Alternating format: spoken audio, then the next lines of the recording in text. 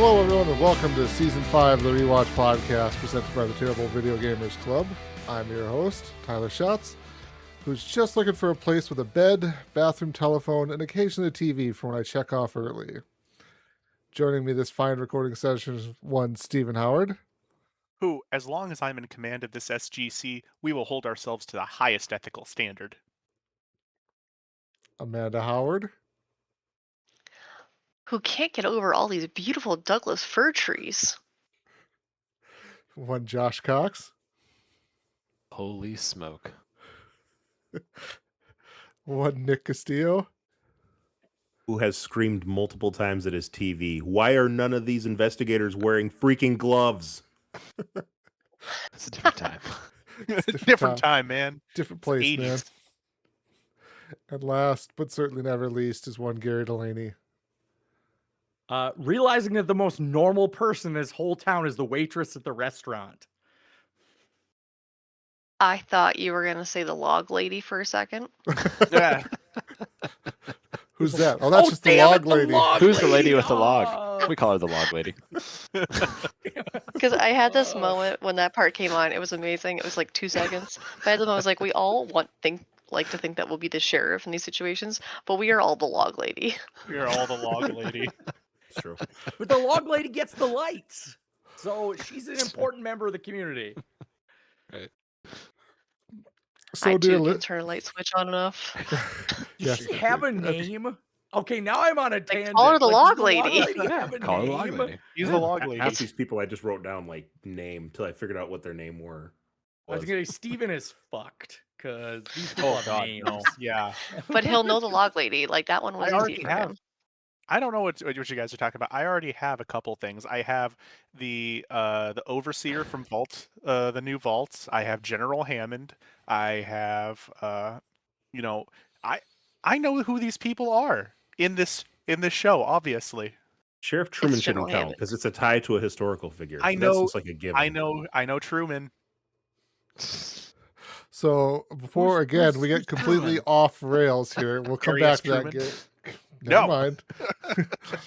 mind. Dear listener, we are discussing here, I should say, the first episode for season 1 from Twin Peaks, either called The Pilot or Northwest Passage.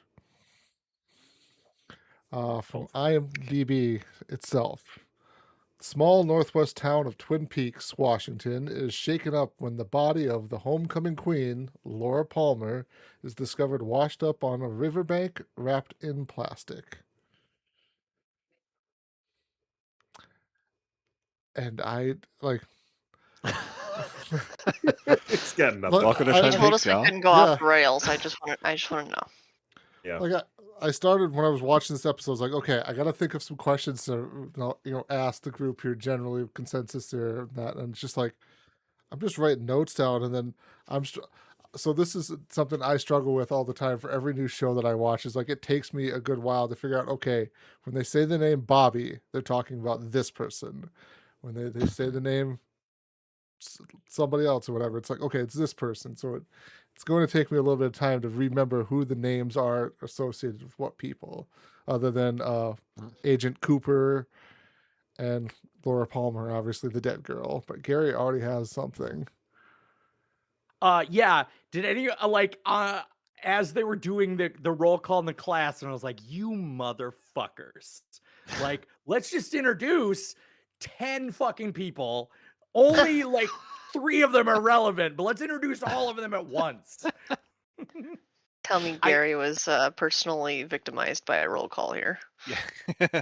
Okay, can I say that I actually kind of like that? That you don't know who is going to be important, who's not quite yet, and you get this smattering, a shotgun effect of people, pellets blow every which way, and you have to kind of sift through the episode to figure out, oh, that person's important. It's not kind of like I would say the antithesis of this would be West Wing, where every single opening of the episode, they go, I'm Jeb Bartlett. I'm something something. I'm something something. So you remember who the main characters are, of course.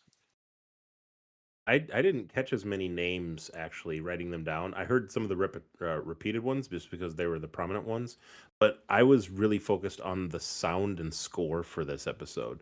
I knew which moments had weight and gravitas because it was like dun dun dun, and the music would kick in heavy and hard, and it's like, oh shit, the people just learned something about what's going on in the roll call. And everybody like glazes over to the desk that's empty, and it's like, oh, they're gone, and they're gone. Okay, And they didn't yeah, call off the dead girl though. That's what I didn't like about that roll call. Is like they literally didn't even get to her. I don't know what was her last name. Is she just like late in Palmer. the Laura alphabet? Palmer. Oh, she's a Laura P. Palmer. Yeah. She's a P. She's a P. Well, I don't know. That was interesting. I actually was curious your guys' reaction to that. Because, like, while obviously it was evident that something was happening, and in any kind of classroom situation where you're there day in, day out and have assigned seats, you know exactly who's missing from the room. But jumping to automatically that they're dead was a huge thing. Like, there's a lot of things that could have gone wrong in a small town, let alone a town there and with all sorts of nature and things around. It was a She pretty could big be a Planned jump. Parenthood. You never know. Jesus. So That's the P stands Montana. for Those she's a got P. banned. Gary She's a found Planned one that I Parenthood. didn't consider, yes. Right. It could be absent, homesick, or at Planned Parenthood. You know, the natural progression of where you think your people are at.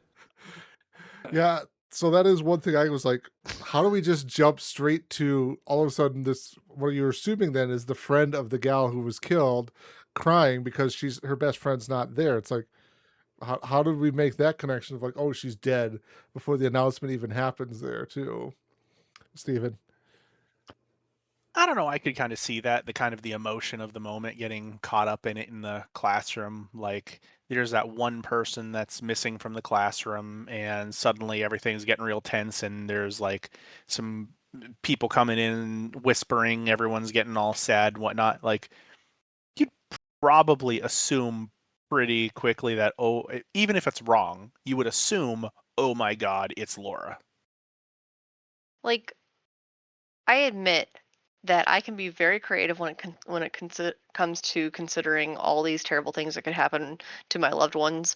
However, even then, like, while you'll guess the person is about, my brain's still gonna go to, oh God, they're in an accident. Oh God, there's this, like, yes, up to and including death, but I wouldn't jump straight to only that one.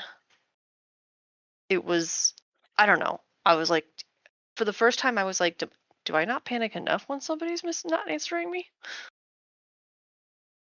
I thought it was interesting the emotional tie to her. I mean, they said that she was prom queen, so like she was probably pretty well liked and like well known, especially by like the teachers. But like the principal crying after he made the announcement, I was kind of like, really, dude? Like her mom bawling her eyes out in the beginning. Okay, I get it. I still thought Yeah. the mom's reaction was still a little bit over the top too. But the principal, that one kind of threw me a little bit. Yeah, Yeah. I don't know if this is just a lot of overacting. Overacting, like, because it's like, yeah, like the girl and the guy in the classroom are like, oh my God, oh my God, oh my God. Like, and he looks at each other and I was like, what the fuck do you like? You must have you must have murdered someone. You don't look at each other unless you're like, I think I might have murdered them. Did I leave them in the woods unsupervised? Right, Yes. right. I don't know. I guess I came into this. Maybe this is my adverse reaction from Fast and Furious 1, but I came into this being told not to expect great acting, and so I did not expect great acting in any of these scenarios. I am not looking for a Emmy-winning Oscar, performance here. I was kind of like, oh yeah, they're sad. This is what's happening. It is what it is. So maybe I meted myself out there, but just man, I just didn't see it.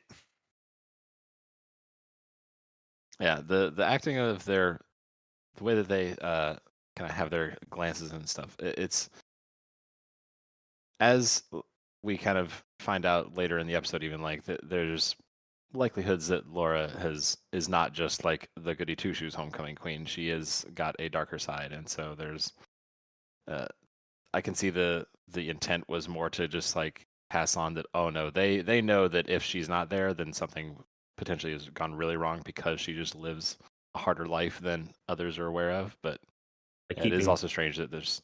Sorry, go I said, like keeping cocaine in your home diary. ahead. Right. Fuck yeah, Just with my guys. key.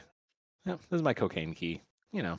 Cocaine key. But yeah, it's hard to tell if it's like a strange directing choice or just like poor acting, not able to pull it off. But yeah, it just definitely seems like they're just overreacting in that moment for sure.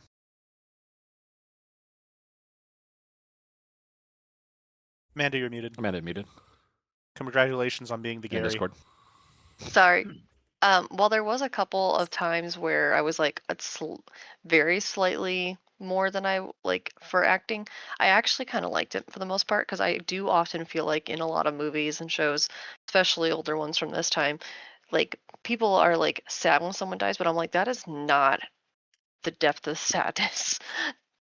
Like, especially family members, they'll be like, oh no, and sad, and that's it. And I'm like, your family member just died. You were a lot more torn up than that. You were a lot more of a hot mess. So I thought the parents were pretty on point. Some of the kids at school, yeah, but sometimes that stuff is contagious, and it's more of the I took it as more of the shock of something happening in their safe little town to someone they know. There's plenty of people that would be like, oh, I knew this person, even though they barely knew this person. They're just sad from the whole town being sad. And mention that, like, the thing I thought was weirdest was that no one was like, hey, who killed her? Like, that would have been the next thing, is like the entire town should have been absolutely terrified. People should have been like getting their guns and nailing boards on the windows. How did it happen? Like, nobody asked Yeah. how. Yeah, Like, I that's don't the know if big it was just town gossip. They already fucking knew. Did they Like, say no she one was was. murdered, or did they say Oh. she was killed? killed. Well, Yeah, she so she pulled. I could have mean, fallen off a ridge somewhere. Nobody said that she was murdered, so that's the I weird thing. guess It's like, well, don't go out at night. It's like, well, did the night kill her? What is there something more here that we need to know about? that's a good point. It depends on what they told them, because obviously, as the viewer, we can see that she was on the beach wrapped up in plastic. She didn't do that to herself. But I don't. I guess I don't know what they were told. Yeah, not Go ahead. everybody gave the details. Interesting. I we'll get into this later here about accusations, but I had somebody in mind fairly for the most part. It wavered a little bit in the middle, but um it was interesting in the social experiment of like who's reacting and what are their glances to each other. I agree with that. It's like the family would react very severely because obviously it's their child, it's their daughter or whatever. The best friend maybe a little bit too. It's like, oh my gosh, but more in shock maybe. But everybody else, it's like, okay, so what do they know and what's their reaction based on like what they believe could have happened to her? So that just made some accusations, some folks very sus to me. Um, I couldn't quite put a finger on if I thought that this show was very campy and they were trying to act it up, like you said, JC, either the direction or the acting choices, or if they just like leaned into it and it's like that's just going to be our vibe going forward. And so I just kind of went with it, and took about halfway through the episode, but after a while, it didn't bother me anymore. It was just the initial response to it, which could also be the contemporary view going back on when it was done. So that's my take. Just gave up hope on it getting better. Potato. Okay. We talked about the school, but I guess I was gonna rewind back to the phone call, the guy finding her and the phone call. Did anyone else find the way he cocked on the phone to be very, very interesting? I In the had a very note in. beginning, You mean Yeah, he, the Yes. dad, from the No, the phone guy that call? No. the guy who found called her. in and said he called Oh, in and said she's dead. Yes. Like, Oh, not that. there is Yeah. someone dead. Like, there's a dead person. It's like she's dead. Like, And it's specifically she's dead, wrapped in plastic, and I had that as my I am going to start that. That's how I'm going to start conversations now. Is just I don't know, if you didn't expect to find someone dead on the beach in front of your house, who knows how you're going to react until you actually have it on happen. the second watch through that first part, I was like, okay, maybe that's like the in shock, like Mhm. trying to communicate it. However, he didn't. The second thing I noticed about this phone call, He didn't immediately communicate to the operator. Women cannot be trusted with this sort of information of life and death. We need to talk to the sheriff first. I was like, tell the operator. She can communicate this. You don't have to like hold All- on. Can I talk to the sheriff instead? We'll be doing Lucy dirty like that, man. All hate mail can be directed to Gary at. I'm Also- saying it's a sexist time. Like, just talk to the fucking receptionist. That's all I'm saying. Also, She's I a real never, person. I never want to get a phone call from Steven if he's going to start out every phone conversation of "she's dead." She's dead, wrapped in plastic. Hey, Nice to Tyler, hear how from you doing? Nice to hear from you too, Steven. How can I help you?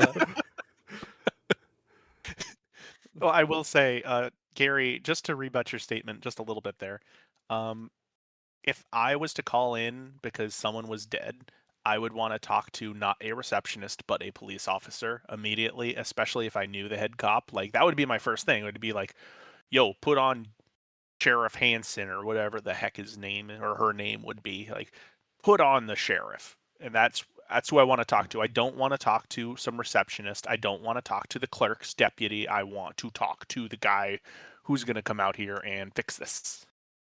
And I think it would guess be that might be different. the difference between small town receptionist versus like if you call a 911 operator.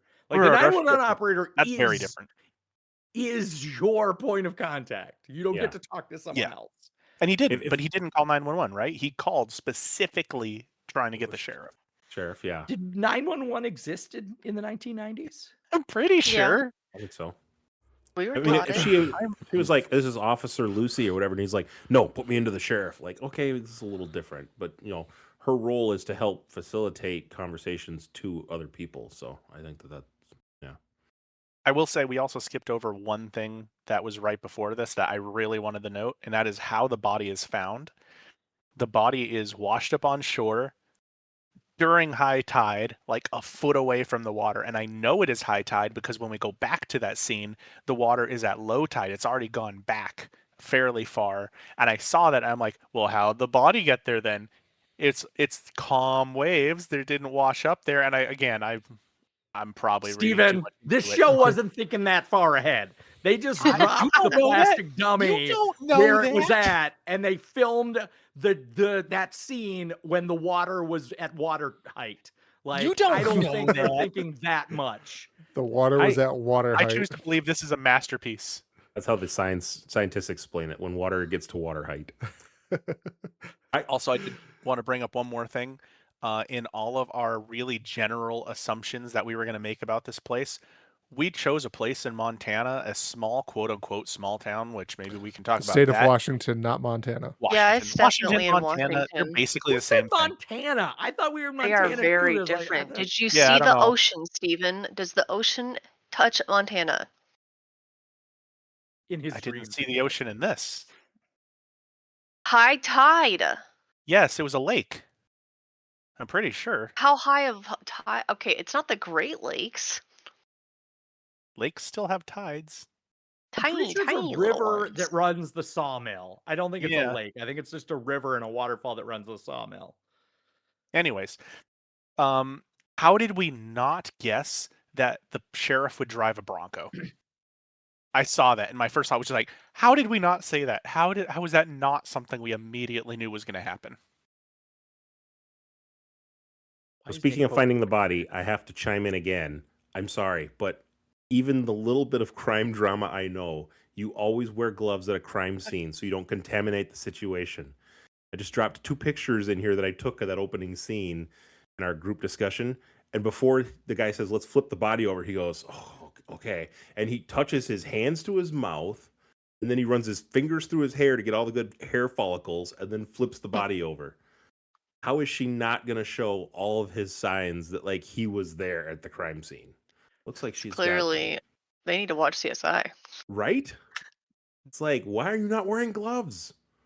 You wear gloves so you don't get contaminated. I mean, if she's covered in blood, which you can see through the plastic, whatever she's wrapped in, he's just going to flip her over and touch whatever she's got. Maybe they said that she was raped. Now he's got hepatitis. That's how you get it.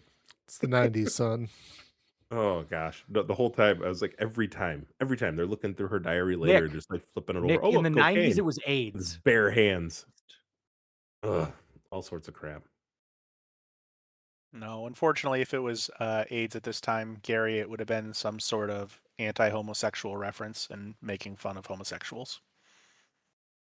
To This be, is they true. just That's said why that there can't be AIDS. she was assaulted multiple times. They said. I thought that was okay.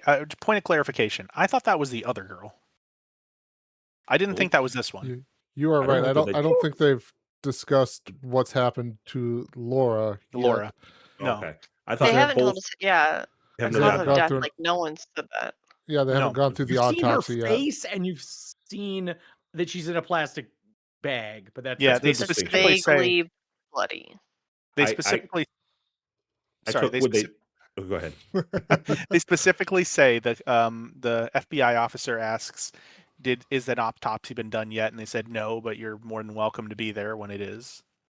So I had took the statement that they said both girls were held in the same place, that whatever happened to one may have happened to the other too. So that was my assumption. Valid assumption to make, but so far we don't know the details of Laura, really. Okay. Just a history is some shit. Gary's DNA history was lesson. first used boo history. in the US in 1987. Oh, and so God. this show existed in 1990. So it is very believable that not everybody's got the DNA. So it's probably hair follicles and stab wounds and just getting her to confess, getting the perpetrator confess by beating the living shit out of them. I think that's how crimes are solved. Yes. Here he goes to the New York style of solving criminal. Mm-hmm. Pistol whip the Conviction by all means necessary. the suspect there. Until they confess. You either plant evidence or you pistol whip them until they confess. So speaking No of cameras. there are no cameras. Speaking of overreactions, emotional overreactions, the sheriff's deputy just has me on Oh yeah. on edge. Okay, he's just a fucking caricature. Like, how the F are you a sheriff's deputy if you don't want to? Like, did you just not get Tell the the job sheriff memo? I didn't cry. Was his dad a sheriff? Like, how do you get that job if you don't like want to deal with the gritty stuff? Tyler. This is more just a question for JC. At the beginning, when they're doing when the mom is doing the phone call trying to see if Laura is at these other locations, we get a house kitchen that is way too red with a guy in a military outfit sitting there and then a blonde-haired lady rubbing his shoulders and stuff like that. Mm-hmm. I miss the details on, was it kind of ever explained of That's who the that boyfriend's is, dad. or is that coming? Boyfriend's dad. Bobby's Boyfriend's parents. dad. Yes. His Okay. name is General Hammond, and he commands the Stargate Command. Point of clarification. So when I started watching this, Steven had already watched the episode ahead of me. He comes to me and says, I'm not going to tell you who it is, but when you see him, you'll know. Come find me when that happens. Very cryptic. And I was tired, exhausted, and watching this and was in like, whatever, Steven, okay. Then I saw him and was like, there it is. I knew it. Military This led to a person. conversation about whether or not we can convince you guys to watch Stargate or not. That conversation is Probably unresolved not. yet. Probably a little too long. Maybe Answer if we're your ever question. Yeah, I Yes. can't remember if that was That's specifically Tyler. given. I think it was something about just like trying to call and see if, like, hey, is Laura with Bobby? And so I think that's the only real indication that, like, oh, this is Bobby's parents. okay. And they show up when Bobby's getting out of. No, they don't. They show up somewhere Yeah, where I thought like they- maybe Bobby was they're being at questioned. Bailing the Bobby police out. station. When Bobby's Yeah. released Oh. after he's being Yep. questioned, they're there, and the dad tries to say something about "I'll be home later if you want to talk to me," and Bobby blows him off. So I got the feeling that they're not Yeah. super close, Hmm. which is odd because That Bobby's such a is- stand-up guy. Yeah, right. Right. Okay, Are you an- boys I drinking? just As thought Bobby's standing on the car down in a down in a can. Yeah, Don't worry, Bobby's the one doing most of the driving. Right. Holy props to shit! the Is that actors because they made me super irritated every time I watched them, and I was like, they're not even being like that bad. They're just acting irritatingly enough of Yes. that kind of they are character. so fucking cliche. Like, you're not Mhm. supposed to like this person. Yes. Like everything about his introduction is like, you're not supposed to like him. His friend, you're not supposed to like him. He is a dick. Like, Mhm. and I thought that was way heavy-handed. But then again, this is the 90s. You have to you have to keep people in clear boxes in the 90s. You can't Stereotypes. you can't stray. And then point of clarification then too is that was Bobby who left the cafe with that one gal and played Yes. that terrible song on his way out, right? It was like a Halloween song or some weird crap. I was like, "What the hell, dude?" Yeah, I was just like, There's a song guess for all you that- cool that's- I cats didn't out catch there. the song, but I assume one's it's for you, whatever Donna. music they could clear. that's like, well, that's the song to play on your way out of the, the building. Yeah, it was like right off the bat, I think someone called him Bobby. And before I knew this is Bobby, I just assumed that he's the Bobby boyfriend.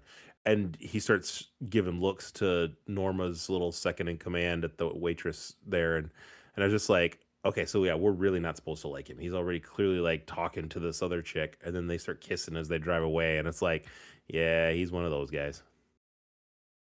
Well, I think one of the other interesting things, and this is I kind of got this on my second rewatch, is how old must what's her name be? The chick that he's cheating on his dead now girlfriend with, because The waitress? yeah, the waitress, because she has a full-time job apparently and a husband, I'm pretty sure, living in their own house. Oh, This kid's in I high thought that was school. I thought that was like a brother sister or a father daughter originally. Until you meet the guy in the truck, then I was like, okay, I Oh, think sure. this is like brother sister. Well, Um, at first she called him old man. She's like, "Where's your old man at?" And I thought Mhm. that she was like, "This is my dad." And then the That's what, truck showed up. So I yeah, was like, "Oh, it's his dad. Her dad is there." that's what And I then thought. And then he's clearly not old enough for that. So I no, am he's extremely Well, confused by that. super possessive. So I was like, "Oh, he must be, my old man and my old crazy." woman are colloquial terms for Yeah, your wife and husband. I, Mhm. I assumed it was significant others at the very least once I saw him. Yeah. Well, I don't Colloquial. know what I hope for her sake, but it's not looking promising with him. So But just getting back to my original question, how much older must she be than him? I don't know, I mean, it's 4 or 5 years. Not terribly I old. didn't even yeah. catch that they were married. I thought it was brother sister. Like I was just like, He is I super didn't catch the possessive for a brother. relationship either.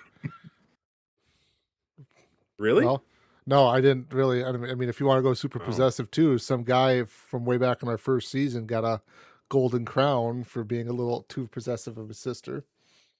Ooh, I think that was more so smarting off to the Thraki. Also that, but when you think you own everything, I can think of two different brothers that you could be referring to. uh, I do. Oh, sorry. I was gonna say, touching more on the relationships and stuff like that too. In a town of these 51,000 people, there's a lot of people who are hooking up with other people that you see. Yes. Okay, I wanted to make that point. 51,201 to be exact. Yes, Yeah, exactly. And I wanted to make that point is we're talking about this small town of 52,000 people. Holy, like, yeah, I live in South Dakota and I get that, my perception of size in cities isn't super like normal for a lot of people living in huge cities. But I used to live in El Paso. I used to live in a city of 1 million people next to Juarez. 51,000 people is still a lot of fucking people. That's not a small town. You have like a little medium-sized town there. It's a regional little but town. apparently it all hinges on the sawmill and a big land developer. Like, I always feel like kind of movies wreck this. They want the small town vibe for their scary movie or whatever they're gonna do, but then you can't really justify so many different locations and so many different people not knowing every little thing about each other without there being way more people. Like I live in a town Mm. that is larger than that, and there's way more than one high school. Yeah. And I've lived in small I towns the rest of my life that had the entire K through 12 in one school. That is what a small town would have, not Sure. what we saw there. I feel like it is a large metropolitan person's perspective of what is a small town. Like, Yes. well, how small can I imagine this being? That's a good number. Most small towns are like that. It's like, no. Most small towns, like small towns, rural communities are like maybe a So couple hundred, barely breaking 1,000. So I just want to put this into maybe a little bit of context. Something that maybe all of us on this podcast are familiar with is the size of Brookings, South Dakota, which is 24,000 people large.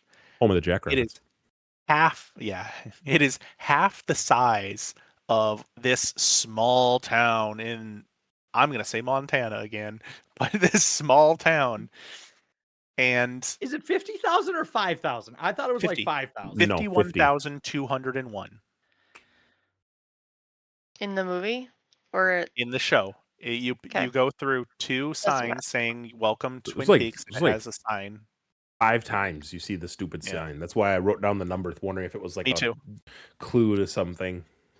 But like, could you imagine knowing everyone and everyone's business in Brookings, South Dakota? No, you're gonna know like more than most other towns would, but no, you wouldn't. And then if you double that size, no, you're not gonna know the majority of the people that live in that city. How are you? So I don't know. Like what No, Amanda said, yeah, I think it's not producers wanna realistic. have their pie and eat it too. It's their assumption of what a small town must feel like to them The delicious cherry without ever pie. having lived in a small town. I got news for you. You are not. I mean, they have there's a lot of physical separation because of the forest and the hills and the river and stuff there. But you are not going to have that same amount of like all these people not knowing, like even the number of people who are cheating on their significant others. And I'm like, that would be Yeah, very easily noticed in hot gossip. there's a lot going on there. I mean, even the fact that they've got like multiple cop cars for such a small town. The only thing more frequent than the infidelity is the trees. Hmm. I I was I gonna say, will let's just I will move assume that forward. the population is bullshit and move on. Gary's I bored with it. I can move forward. I did have, and if we're jumping too far ahead into the episode, that's fine. Just let me know. Was it a small little lettered R that Cooper pulled out from under her fingernail? Yeah. Okay. That's what I Yep. thought it was, but it flashed so quickly, and I didn't want to go back and rewatch it again. So I was like, it looks like a letter. And then he doesn't reference what it is. He just says later at the town hall meeting in the gymnasium that there are more details. He can't go into more specifics here, but it sounds like they might be connected to a serial of some sort. But I didn't know if the R was significant as far as what we knew thus far in the episode. Yeah. Yeah. Hasn't I don't given know. much details yet. No, there's not much details. It's just Where did they say that the other it, murder took place? In the same state? Just another town, right? southwest corner. I Mm. believe Opposite so. Yeah. corner. Okay. Seem west side or east side, but the opposite corner, I think of. Just trying to work through the situation. If it was an opposite town, a different part of the state, why come to this area and then also to rev it up to take two potential suspects at the same time? I don't know if they're connected or if somebody's just copycatting something. It seems like a stretch for me. Serial Or killers are usually like the same thing every time. or if it's just a happens to be similar. Like as I that's going to be something that we can speculate on all we want, but I mean, until we get more facts, it's really hard to make any judgment there. I did have one more really quick, Amanda, and then you can go. Sorry. I was curious too when he was introduced. I was like, why would the FBI come to this quote unquote small town too? So it wasn't until they tried to link that this is a serial killer and the government's looking that made it more plausible for me. So I was wondering why he would be tied in. No, Steven can rebuff me on what the clear, government does, but I'm done, no, no, no. Amanda. The clarification there is that the reason why the FBI is involved because the lady who did survive the attack walked over across state lines. She was across the state line into a I don't know where, but they From specifically say Montana to across. Washington. whatever. But across the state line across that bridge. And because it's across state lines, that's when the Federal Bureau gets involved, because it's no longer a state matter. It is now a federal matter in between states. Makes sense. You lost my track of mind a little bit there with that. Yeah, they did reference that really quickly as to why they called the feds. Very glancingly, it was a blink and miss it kind of thing. But I did wonder about the fact that when he mentioned that other case that it was there, he doesn't say for sure what evidence we're assuming, since we've seen the little R. Also, I had several moments where I was like, so I don't follow a bunch of true crime podcasts, so don't, come at me if this is really obvious. But this seems like very will either sloppy or like was expecting to get these bodies like caught, right? The first one was a year, and now you've got two more. One of which got away. The other one was very quickly, I don't know. It seems like the killer wants to be known, which, I mean, I suppose if you're a serial killer, you do want that kind of notoriety. But if they are related. If they're related. If they are related. I also feel like the abandoned train cars in the woods are like the most obvious place for something like that to go down. I mean, is that probably not the place where like every college kid goes to get drunk anyways, and would know precisely where that location is at? It's just, again, to Gary's point, cliche. Maybe they don't ask teenagers like, where's the places that no one else will go, that you could go away to get away with stuff. Maybe we don't do that often enough, isn't? Could be. Like all the bikers were like, let's go, I'll take you to James, and they drive off into the woods. It's like, how are you not immediately lost in the pitch dark driving up clearly you've been out there before.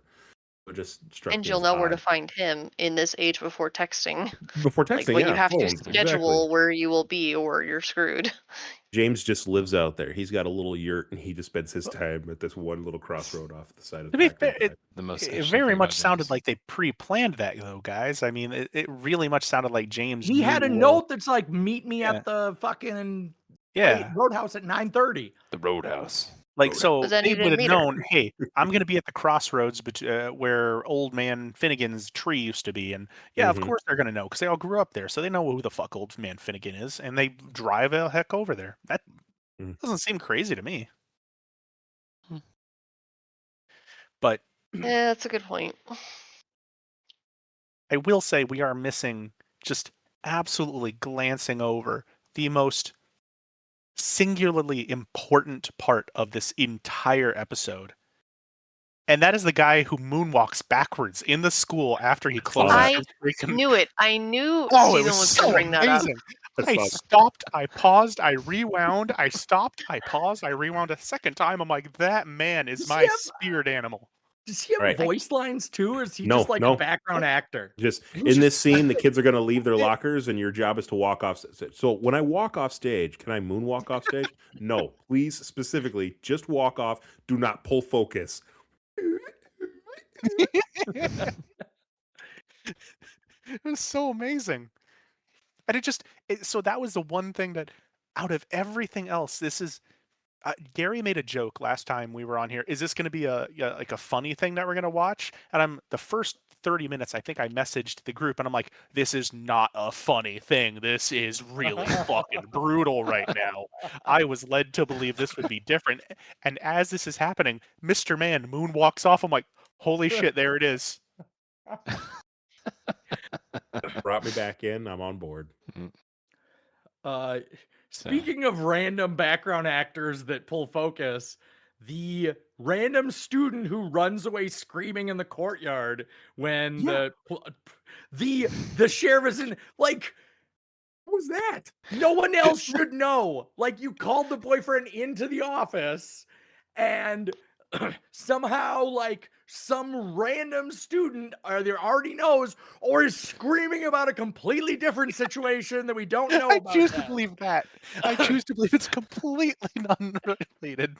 I was sitting watching the show specifically and like trying to get all the details for everything, and I got up to grab something out of the refrigerator and come back, and that's blood curdling scream goes on.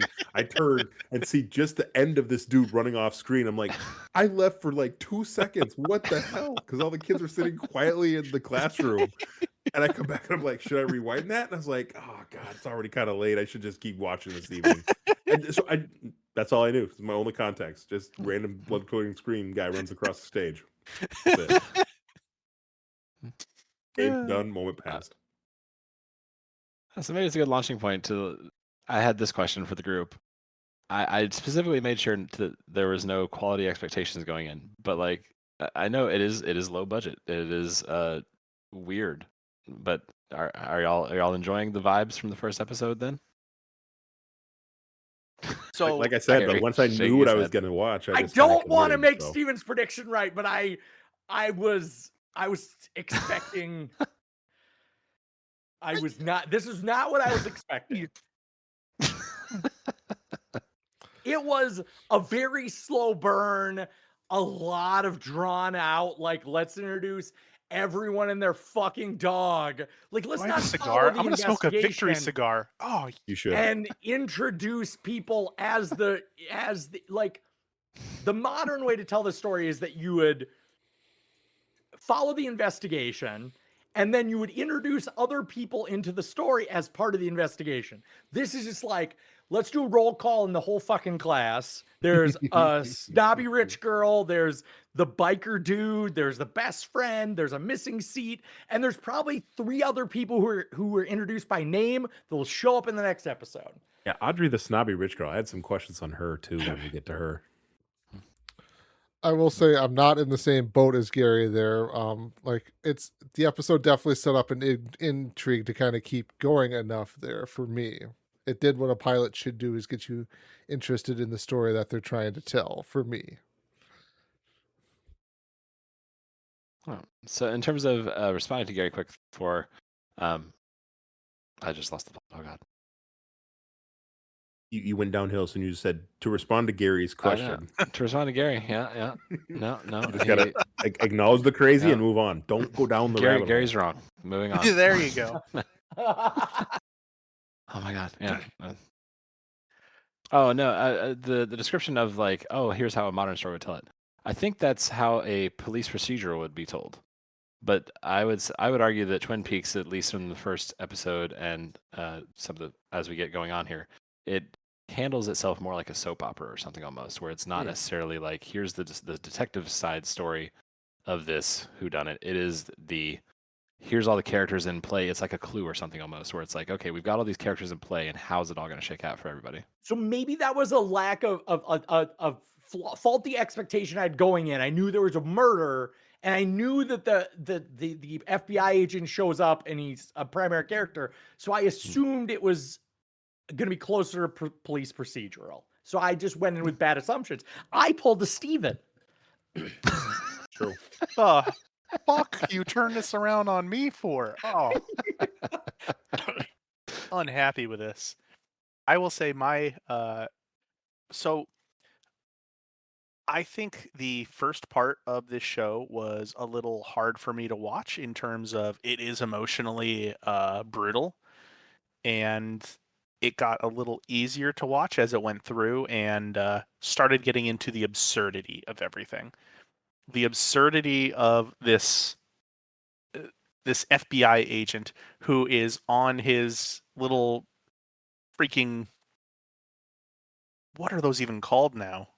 Recorder. And just tape recorder. It makes a little video cassette tape too. Ooh, look at that. But on his little tape recorder, just recording these just most random things about trees and stuff like that. And then we're talking about death, and then about, hey, did you try pie? I really like pie.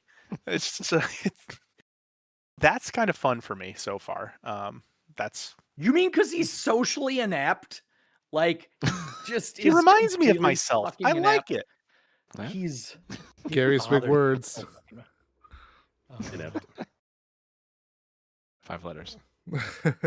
Okay. The him taking like random on the voice recording is one thing, but it's when he's doing it talking to the sheriff that it bothers me. Anyway, Tyler. I was going to say, as far as like vibes and everything like that, too.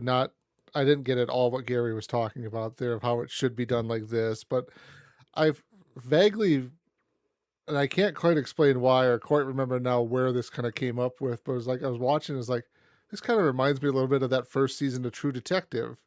I don't know why quite, but it's just like there's just a little bit of the vibe of True Detective in there for a brief moment. So we're gonna have to add that to the list. There, I like I wrote that down. I think too of like we probably have to watch True Detective at some point in time because of this.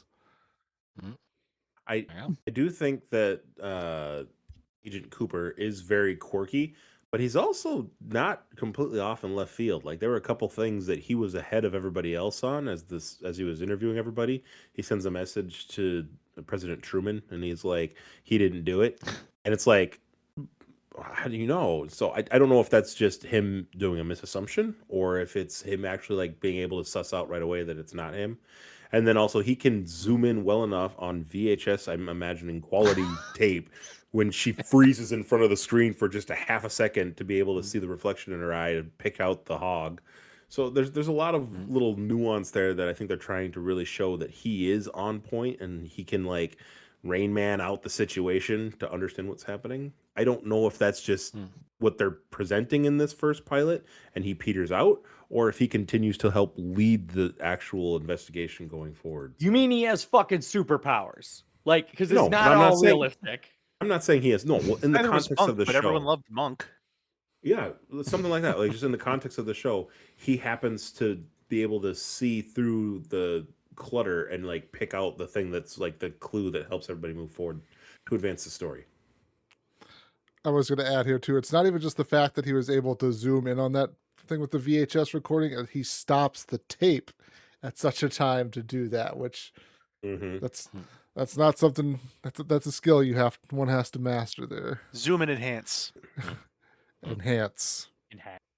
Enhance. From just the TV that he plugged into the wall, right on the tabletop. It's not like he's like at a, investigation criminal also, booth or something. The TV has not even an RF remote. It has a wired remote. Wired. Oh, geez, I didn't catch that. Yeah. A wired remote. When they were asking, what's the friend's name?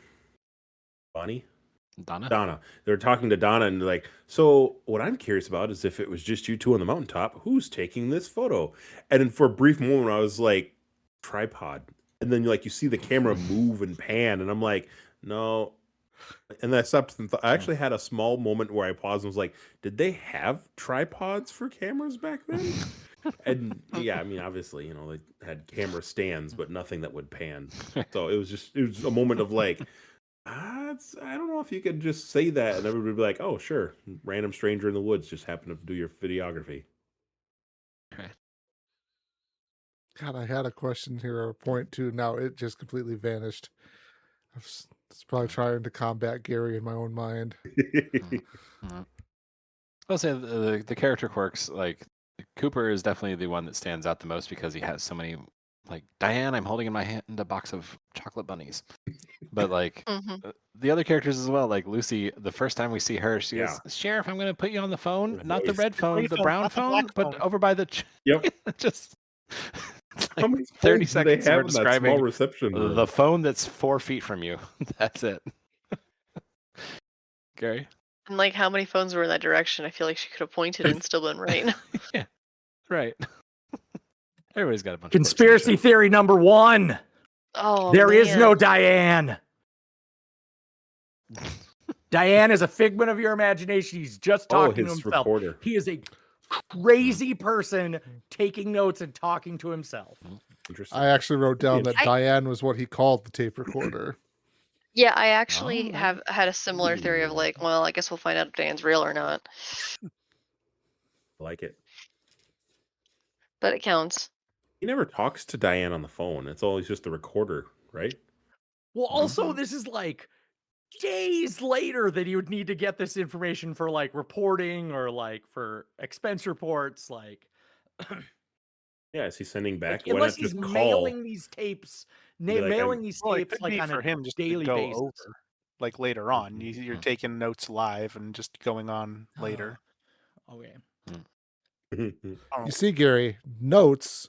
People take notes. They write stuff down to remember stuff later. It's big in college and everything like that, so you can help pass the class and everything. Oh no, no, All there's no memory. need for It's all that. memory and the guy next to you. That's how you get through. The guy next to you took notes, and you just got to pay attention to what he wrote down. What if you were the guy next to somebody who was trying to pass the class? They're fucked. I had a question about random guys. So the dude at the gas station who's helping the person do their Big drink, Ed. Big Ed, is he Big Ed's fuel married to farm. the? Is he married to the Gas one-eyed farm, pirate lady? Eye patch, yeah. And then he's Okay. cheating on her with, He's and I cheating have a on note her about with that Norma from the Yeah. the diner, right? diner, Okay, I and just that's want I to make have sure I a understood that. But wait, before you, Gary, I have a note that I don't think I caught Ed's name that- once. I think the one thing that we can tell from this episode is that the diner is a den of villainy and sin. The diner is? Norma meets Ed, and Bobby Even- picks up the other yeah. waitress, and Even the sweet little German waitress is like riding her she's like, I got boy in before late. coming in or whatever. Yeah. Like, oh, I had to Okay. jumpstart the You've old now man. introduced the wife with the eye patch, so I can say conspiracy theory number 2. Oh man. How did Big Ed's Floodgates wife? open. Why does she have an eye patch? My theory is that she hurt her eye in a drape-related accident. I just say she tried to put the drapes up herself. It fell and hit her and poked her in the eye. That's why she keeps hollering at Ed to do it, because she doesn't want to do it again and hurt herself. It was so came up loud with a that she much turned to say, larger "What was that?" theory And just in time to catch about something in the eye. they live If next only they to were a gas silent. station, so maybe people could see into her dining room, and she's like, Ed, I need drapes. Ed, I need drapes. And then she, I don't know, had some sort of accident and is like, Ed, we're putting up fucking drapes tonight. They're coming at 9 o'clock. He was angry about those drapes too. He was asked like 3 different times before he finally said he was get them up. Guys. She was using quite a bit of force too when he did put the drapes up. She was like opening and closing them and opening and closing them, and I was like, that was a lot of force if you weren't trying to make a point. Like, if you were trying to make a point, I don't know what your point is. Speaking of like caricatures of a person, when a wife comes out with an eye patch and you just don't even fucking explain why you have an eye patch, and you're just a evil, like vindictive, like just caricature of a bad, angry wife who's yelling at you about drapes. Like, I am not supposed to like you. Oh, well, your husband's cheating on you. I don't have to feel bad for you because you're not a nice person. That's the second wife that we've met in this show so far that has been the stereotype of an angry. I don't acknowledge the first wife. Mhm. Sorry. You don't acknowledge. That again is the director being like, all right, your line is to come out and talk about the drapes, and then we're supposed to forget about you so we can focus on Big Ed's relationship. Can I come up with an eye patch? No, please don't pull focus. Eye patch, pass about the drapes. God damn it. JC, if you have something on How this did I point, do? go ahead and talk. I said good conspiracy somewhat. theories. Were these good or bad? So, in reference to the director, like, hey, don't pull focus. Like, there's some great moments in this opening episode, like the morgue when the lights are flashing. Mhm. That was not planned. The lights were just like that, and he's like, fuck it, roll with it. Fucking go for it. That's ridiculous. And whenever the morgue assistant, the mortuary guy is like, oh, hey, that he finds the thing is like, oh, hey, can you leave us? And he goes, Jim, can you leave us? That was actually how that scene went. That was not how it was planned. He just actually misheard the I line, thought that was so gave his weird. name. It's like doing Yeah, there's just so many things like that where David Lynch is just like, nope, yep, that was amazing. Go with it. They're doing Don't such care. specific work with like really examining the body, and the lights are flicking on and off. It's like, how can you see what the hell you're doing? And they just give a throwaway line. Sorry about the lights. Oh, it's okay. And it's like, Yep, is yep. it? Is it really? Okay, I guess that's just a choice.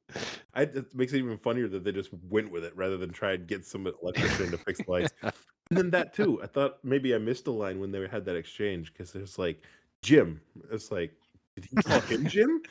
Did I miswrite down Agent Cooper's name? It's like, nope, he just freaking didn't hear the line. All right, peace out. Exit stage left. Okay, Oh, flawless. Chef kiss. before we get to the morgue, you meet the psychologist, and Ooh, he's okay. another crazy motherfucker. Oh. He How has many a people? hula girl on his tie where the Bright blue hula skirt shoes. moves on the tie. Bright I blue was like, shoes too. couldn't heard- pay Just attention. I saw the earplugs. hula girl tie, and I couldn't unsee it. He's also wearing earplugs. I don't know why he's wearing At first, I thought he was like a radio technician or something, where he has to like be around sound waves, and he's like, "I'm the psychiatrist." It's like, wouldn't you need to hear everybody who talks to you then? People are fucking crazy, and he's a psychologist. Of course, he'd be real fucking crazy. Have earplugs. Answer solved. That's why. What's her name? The Palmer, the victim, was talking to him because she was crazy too. Had her own demons to battle. See, that's my actual my note on him was just Dr. Weirdo McPsychopath. That is how I labeled him. So this all fits. I'm glad we all had the same impression of Dr. Weirdo McPsychopath. Another point to bring up as we were talking about some of the female characters and stuff too was like, it felt kind of weird to me that the dad got the news of his daughter's death and the wife is on the phone and there's like no one there to console her. No one has gone.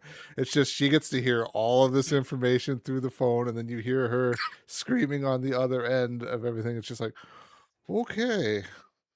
Yeah. Yeah, No, I no just put that acknowledgement away or as anything like that. like your kid's dead. Do we want to go to their house and deliver the news in person? No, we're gonna go to the hunting lodge where we know the husband is. That's who we're gonna talk to first. Like, okay. Well, it might have just been like that was the closer place to go, but It's a town of 52,000 I- people. They know where everybody's going to be at any given time. Right. It's true. Amanda mentioned it at one point too. But yeah, the actual acting of the mom in that scene I think was really great. Like a lot of shows that are just like, oh god, but this is like the anguish screaming and stuff. It's like, okay, yeah, Loses that's it, and it probably fucking yeah, hurts. That's Mhm. yeah. Well, also like, she goes through all of the stage, not even stage of grief, but like a stage of panic, because you can tell that Mhm. she was in a panic, and unlike everyone else who shouldn't have jumped immediately to death, she had some fucking time to go to worst case scenario land because she wasn't with the boyfriend, wasn't in her room, the boyfriend wasn't at school, like She no checked one had other seen things her. first. Mm. Yeah, Yeah. she checked other things, and she had time to get to the worst case scenario. And she called the husband, and the husband's like, "You're fucking crazy." And then the husband got to it quicker because the wife had already gotten to worst case scenario. But yeah, she was, I guess, the best acting of the episode. Maybe, I don't know. It's not the Swedish guy who says, "Is there something wrong, young pretty girl?" Young pretty girl. That might... Norwegian, thank you very much. Sorry, Norwegian. Sorry, my. All right, the Norwegians are leaving. The Scandinavians are- Norwegians are leaving. Yes. Oh, sorry, I did sorry. catch The that best nice acting of the little- episode is Log Lady. I retract that. Best acting's Log Okay. Lady. Continue. That the Norwegians are leaving, the Norwegians are leaving. I definitely did not say out loud, the British are coming. Right? Just shouting out to the void. She like, Which was she Ringing ringing a that bell or bell. something? Yeah, she was like, I was like, we have an alarm for this? Mhm. That's the third set of Norwegians who have left this week. Yeah. have to have a specific thing for it now. And if you're leaving and some lady at the thing is ringing a bell screaming that you're leaving, I'm going to leave faster. Get them. Like, They're because it feels like aware. I'm gonna get chased. Right. Which he does. They do. And Yeah, it's pretty so I'm like, physical, too. He grabs the Norwegian and rips him back. I sat there, I'm like, oh, shit. If it's not over, it's Yeah. over now. I forgot about that. Mm. Yeah, like not only did you just find out that they found a dead body, and there's a serial killer on the loose, possibly, except for you don't know that part yet. But then also they're ringing a bell. They're chasing me off. It's terrifying. Like, we need to get the hell out of here. This is the horror movie, literally. I like that the Norwegian guy had like a little green hat fedora to like really accentuate that he's European. Definitely. Why don't you just leave out of the scene because you're supposed to be like in a huff? You'll wear a business suit. We'll get the whole point that you're Norwegian. What if I wear a funny little hat? No, please don't pull focus. Please don't pull focus. It's gonna be my running joke now for the whole episode. Yeah, that Isn't might be it? the running joke. Please don't pull focus. focus. I mean, we've got this random deer head, which we just put on the table. No, don't pull focus. don't pull focus. Okay, is that the same deer head? I was wondering if for set decoration that's also right outside Big Ed's fuel farm. There's just a deer head outside under the canopy. And I was like, that's an interesting place to put a deer head, but okay. And then the deer head's on the Deer table. are outside Why? creatures. Like, that- Oh jeez. But if you spent all the time and money to taxidermy something, I think you wouldn't want it to get wet and soggy. The set decorator paid all that money to taxiderm this deer, and they wanted to highlight it. Did you Just see the every deer? Right? Something tells me similar to the lights going out of like, hey, we tore down the deer head from Big Ed's Diner. What do you want to do with it? Just throw it on the table in there. Aren't we filming a scene in there? Fuck it. Right? Yeah. They're gonna start just rolling. say it fell down. They're gonna start rolling. Yeah, they're gonna start rolling in 5 minutes. The set decorator's like, which wall should we? Here they come. All right, just leave. There it is. Which, I mean, we are, speaking of kind of crazy things and pivoting off that Norwegian scene, Audrey's a fucking psychopath. Yeah. Audrey what- is Yes. scary.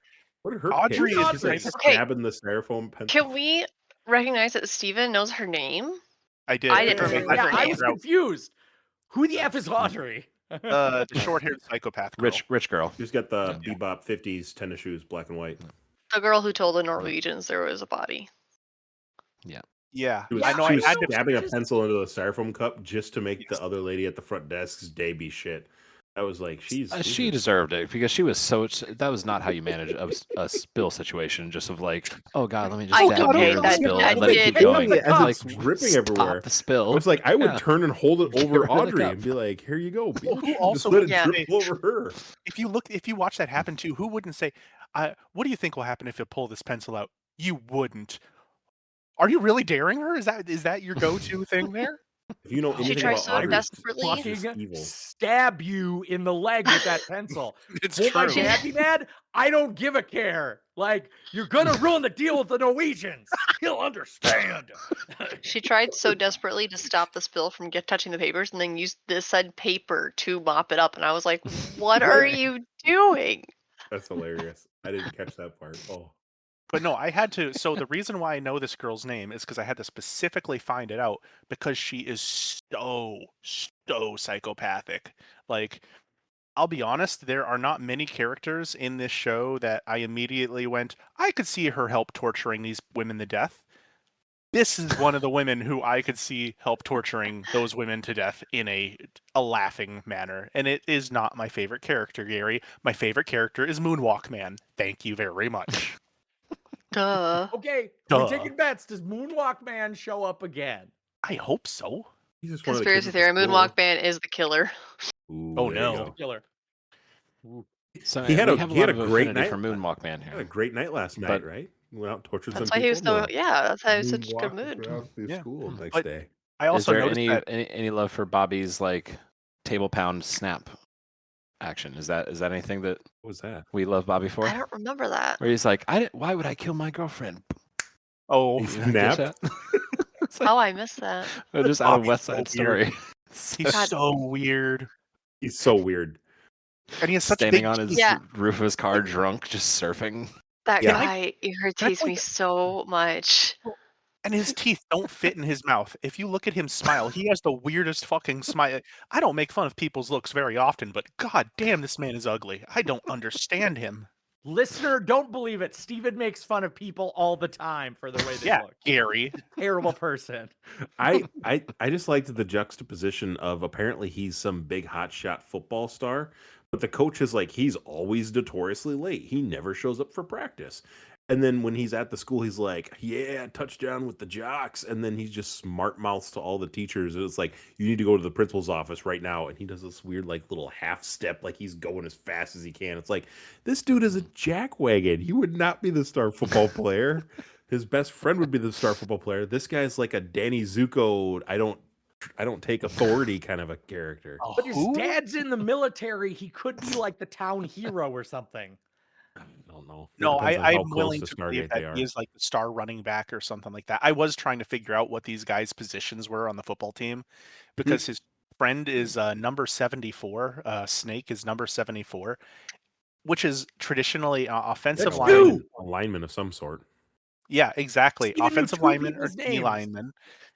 And the Or three, dude is maybe. short and like not very built. So he's either got to be the shittiest guy on the football team or doesn't actually play football. Weird.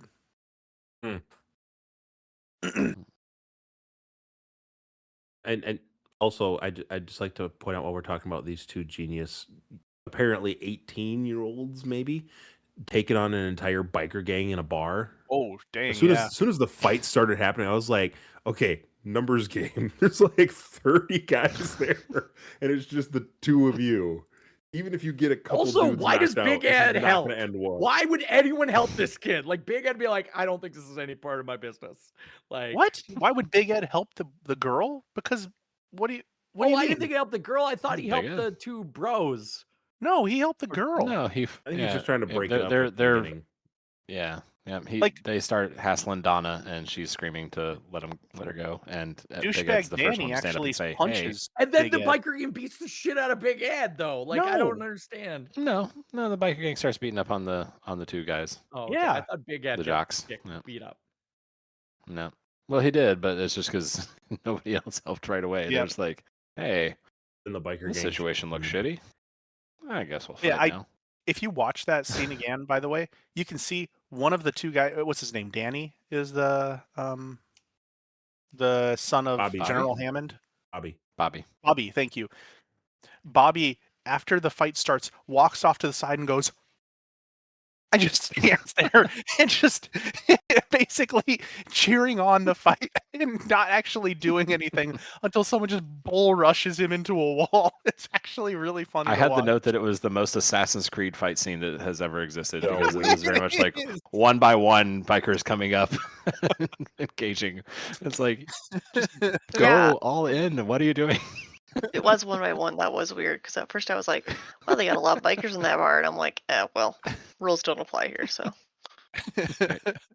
But don't worry, the cops come later and just spin donuts in the parking lot. stop. Intimidate. telling me Like, oh, you you want catch cops the to scene show of them up here. coming in and they just.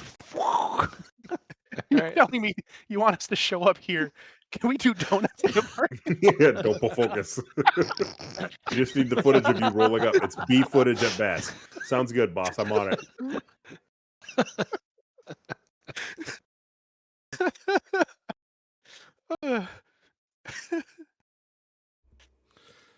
Oh man. Do we want to touch on like the ending there, or is there anything like in between the ending that we want to touch on still, or Well, there is the note that, and maybe you guys can clarify this for me. I don't actually know whose. Is it Audrey's? Not Audrey. What is the name of the woman who died? Laura. Laura? Laura. Is it Laura's drop box or a vault box that they Yeah. pick up and open up?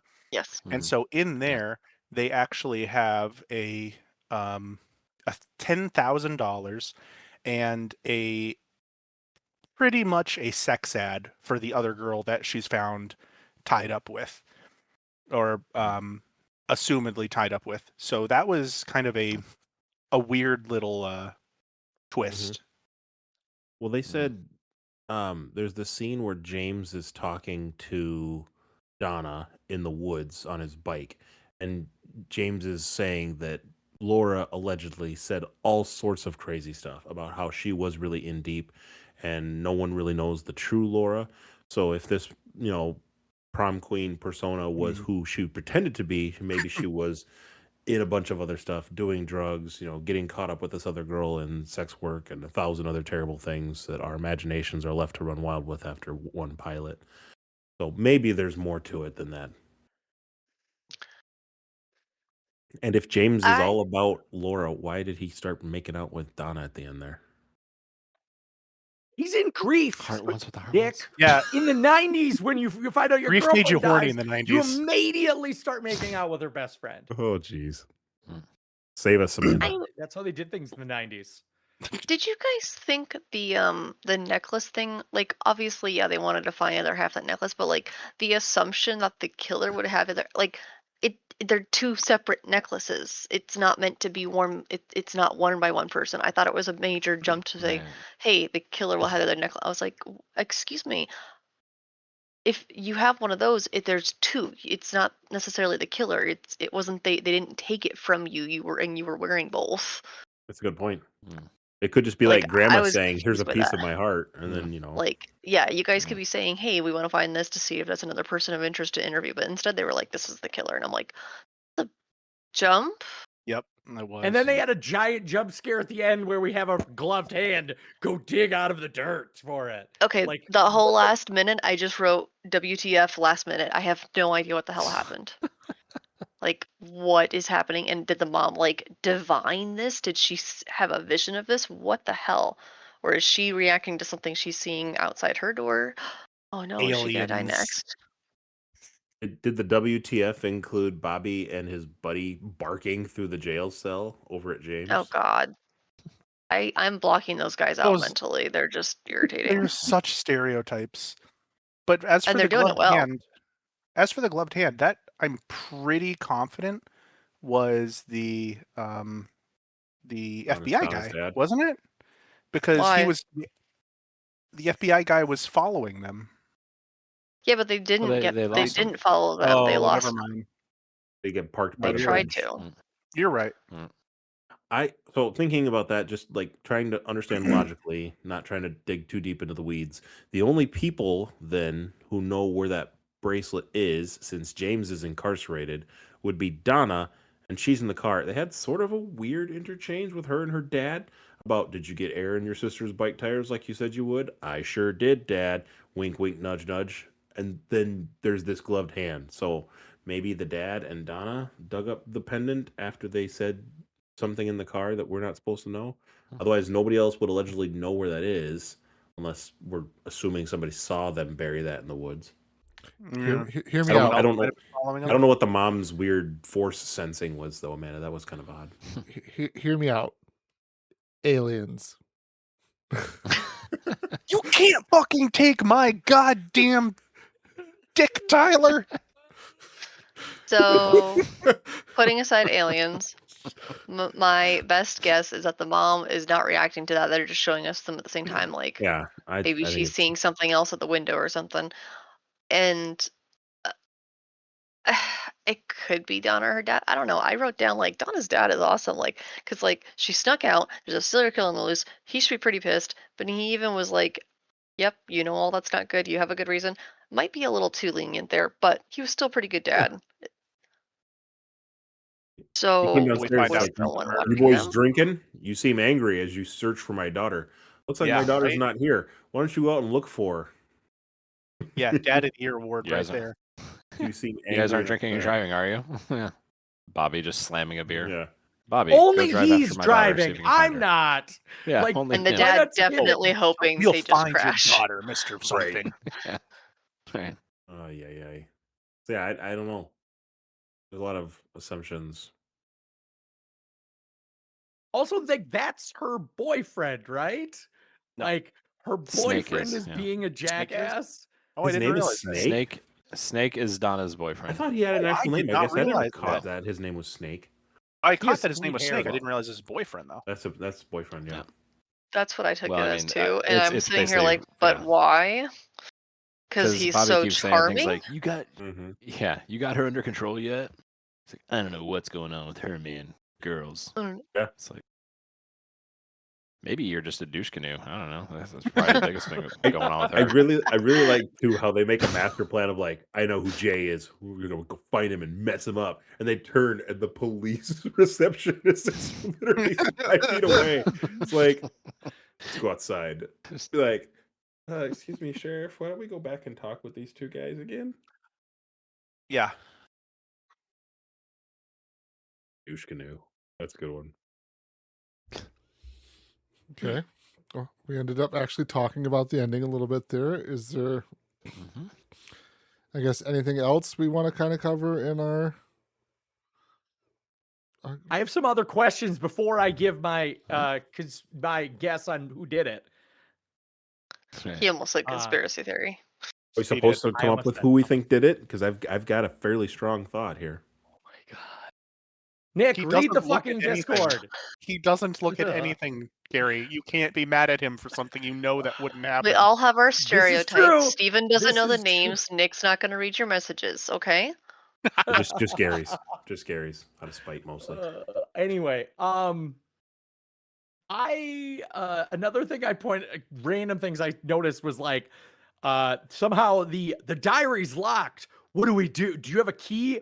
And I'm just like, I've seen diaries with locks. They're literally paper covers and like a little chintzy piece of like metal.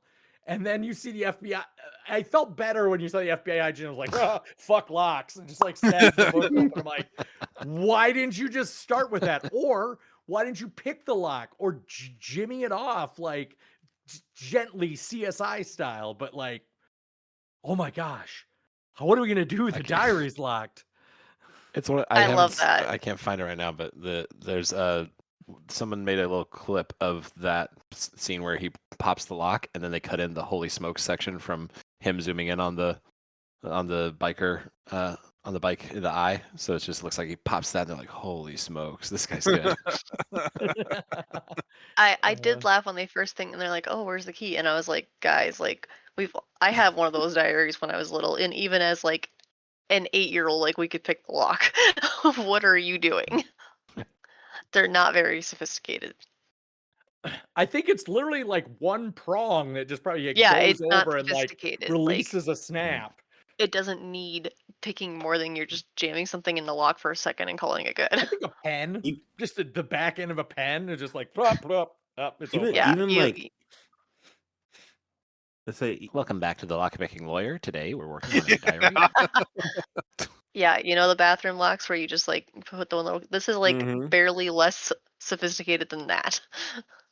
like even if it It's- is locked on the seam on the binding or whatever it is, I mean, wouldn't you be able to see a thin baggie like through the pages? I mean, the pages are opened with a thicker bookmark of some sort. You couldn't see the thin baggie. Couldn't you see the fucking key? Yeah, right. I mean, it's at least the thickness of a key that would prop the That's not pages a very a good little place bit. to keep I that. feel like the book's gonna probably fall got some out. flexibility. It's a Maybe plant. a fluffy cover. It's a plant. Ooh. Conspiracy theory number 3. All the cocaine and the key was a plant in the diary. Exactly. Who had access to it? Her mom. Her mom, who Her did the mom fake did it. cry right from the beginning. And then when she's questioned by the police, oh, my poor heart, I can't answer your questions. I'm falling asleep on the couch. Oh, it was the mom all along.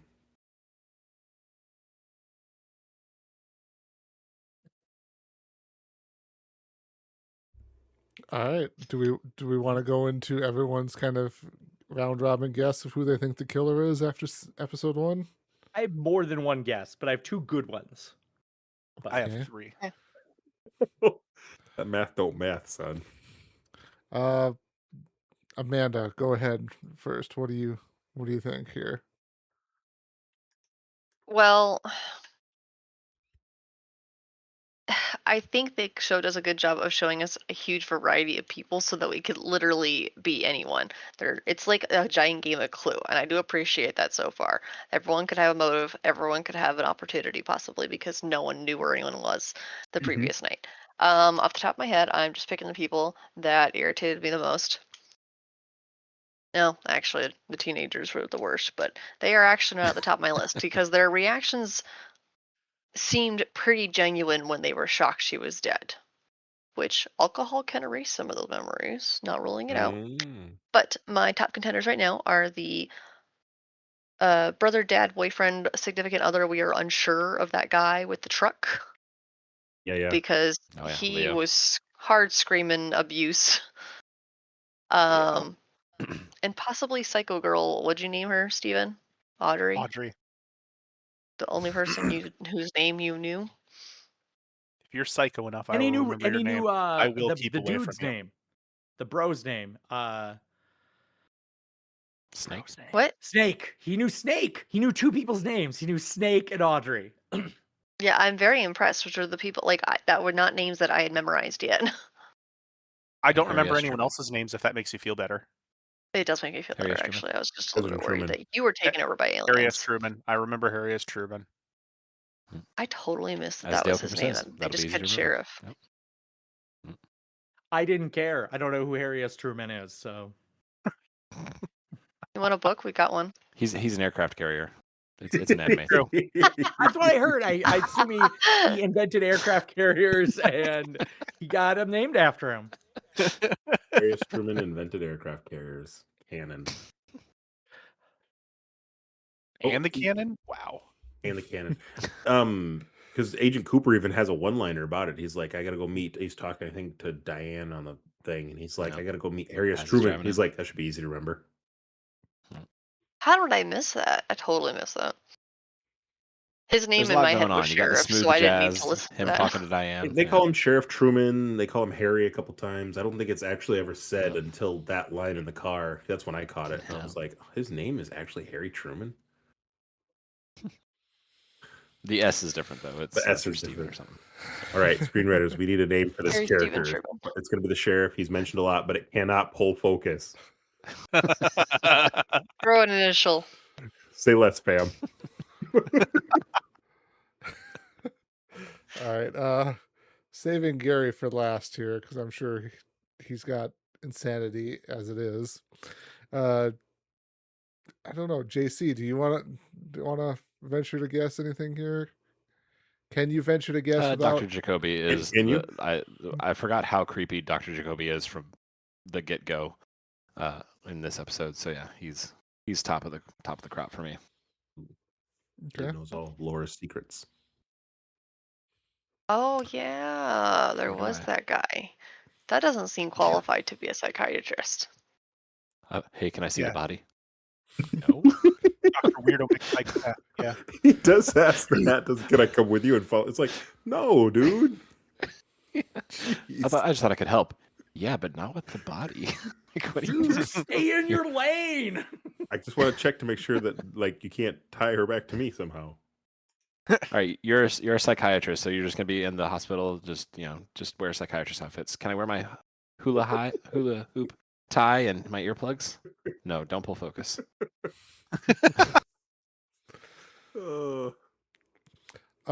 Nick, what do you got for your guesses? Short and sweet. I thought it was Bobby from the get-go. I think that he's meant to be a caricature.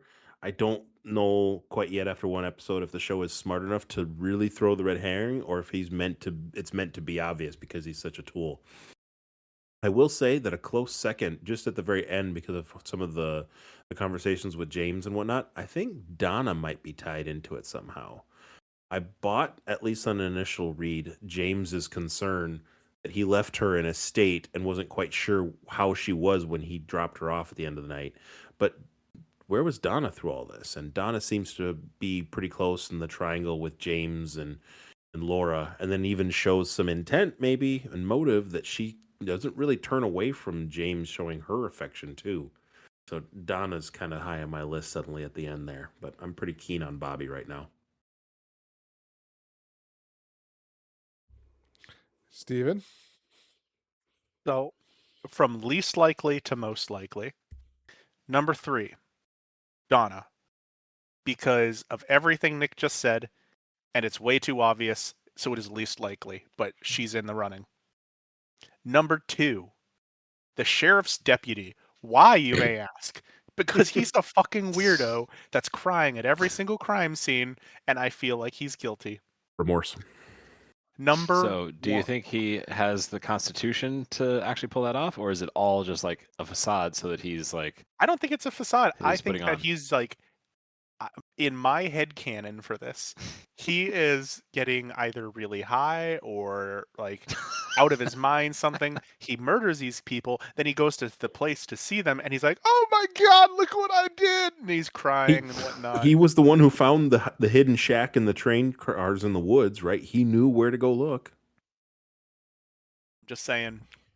But number one, Do you think and it's like this a one, multiple personality thing or just a drug-induced coma thing? I don't know either. Could be both. But Yeah. number one, my number one guess, aliens. Done. Okay. Okay. Okay. Well, if I was going to follow the rules of Dwight from The Office there, it's always the person you most medium suspect of who the killer is. I'm not entirely for sure. Probably the best friend female character. Otherwise, then I think it's James. Mm. And then Gary. I also suspect Okay, Gary. so I think Gary too. I can successfully say that you all got it wrong because you missed the much more apparent people. Number one, the principal. Very little screen time, so he's not trying to draw focus, and he was crying for absolutely no reason. Like, he just kind of shows up, he's sad, and you're like, why is he sad? I don't know. He has to Probably cancel because he class. murdered somebody. He has to cancel class and send everybody home. He's like, Oh, yes. This is the classic school thing of like the principal loves having class. So he's just such a And jerk. so that was like, how do you draw focus? So I was like, oh, I'm going to cancel school because somebody died. Kind of lead them off your path. You're so sad. Do you and cancel school? Same reason for the sawmill widow. She like, oh, we're gonna send everyone home. No one suspects it me. I'm just a charitable benefactor. However, her brother-in-law finds the dead body. Foreseeably, she knows the brother-in-law is going to go fishing every morning. And so she puts the body so that first person to find it, the brother-in-law, or it's right outside her stepsister's house. Because I don't know if you caught that. The person who found the body is the sawmill's sister's husband.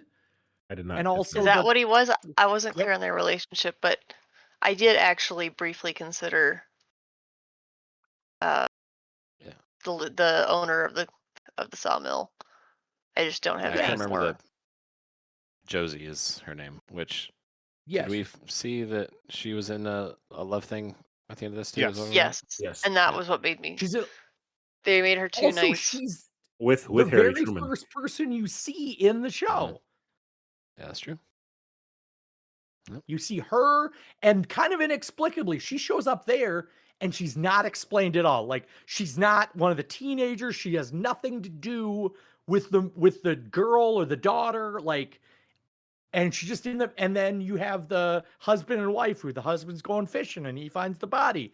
But like, anyone could have found the body. Why did that person find the body? So that's my theory. It's about, you think it's all these very obvious like red herrings, but it's actually somebody who's been introduced and is maybe gonna simmer in the background for a while.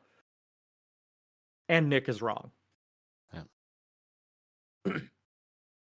Yeah, just for clarity, since we're going to be dealing with these characters a lot, it was Josie was married to Andrew Packard, the original owner of the sawmill, and then Andrew's sister Catherine is also in the actual Packard family lineage, and then Pete is her husband. And Pete is also the one who she asked to shut down the sawmill, right? Yeah, like Catherine and Pete have worked at the sawmill for years, and then Josie was the one that, because she married Andrew, she got to inherit everything, but she's relatively new to the whole sawmill thing. The outsider in the small town. Mm-hmm. All right. do we have anything else we want to cover here, or we're good to kind of call it an episode? Again, Well, so just because it won't come up again, but like the opening theme song is strange for the show, I'd say. And then we get to hear it in full at the bar scene, which I think is perhaps the least appropriate song I could see being played in a biker bar. Right? Yes. I didn't actually notice As they that. said, they play like crooning little like new wave, dong dong, dong dong, as she's like donned in leather biker apparel still, but just falling. I'm like, all right, cool. This is Now not that at you all mention what it, I would I expect here. remember, but I did not just I remember her voice It's- being a little annoying. I'll be honest. Yeah, just I'm glad it's an instrumental for the rest of the series. I forgot about this. Did anyone else find it very 90s that everyone's smoking and Inside. all of the high school kids are smoking? Yep. The high school kids are smoking in the hallway and like has an ashtray in your Mhm. locker. Like when I was in school, obviously a decade later after the show existed, like you'd even dare smoke on school property, let alone like having cigarettes in the school and smoke. Like, I don't know. Maybe this is just a Philip Morris sponsored show. Totally. I don't know, Gary. When I Totally. was a youngin', we had to smoke all the way in the bathroom.